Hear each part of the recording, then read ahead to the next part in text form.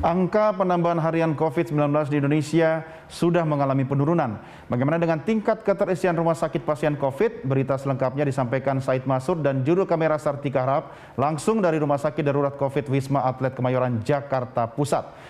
Ya Said, bagaimana pemutakhiran data pasien COVID di Wisma Atlet saat ini?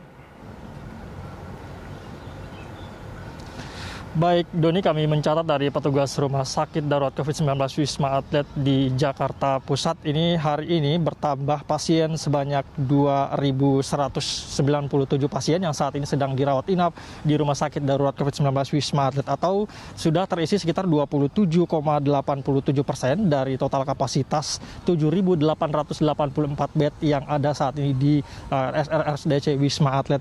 Dan angka ini memang masih terbilang cukup rendah dan juga memang dari data, jika dibandingkan dengan data kemarin tidak terjadi penambahan sebetulnya Doni, ini malah berkurang sebanyak 179 dari yang kemarin ini berjumlah sekitar 2.376.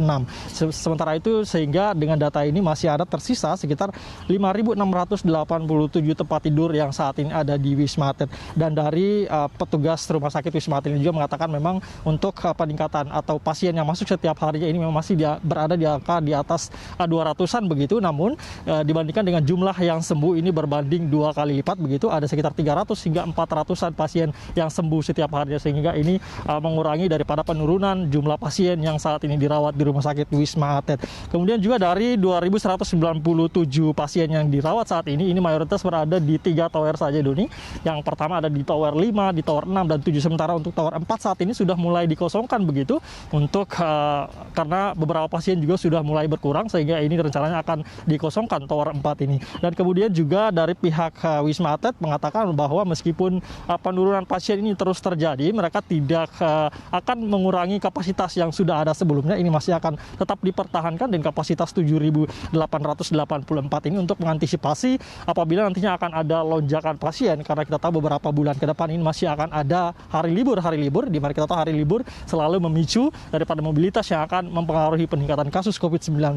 Dan juga memang pihak Wisma Atlet juga bahkan saat ini tengah merenovasi atau memperbaiki salah satu tower, yaitu tower 7, di mana di tower 7 ini ada penambahan kapasitas daripada ruang ICU, IMCU dan juga HCU. Ini dari yang tempat tidur sebelumnya hanya ada 29, ini kabarnya akan ditambah sebanyak 50 tempat tidur. Begitu juga dengan tenaga kesehatan Doni, ini pihak rumah sakit tidak akan mengurangi jumlah tenaga kesehatan, saat ini masih dipertahankan di angka 3.000 tenaga kesehatan.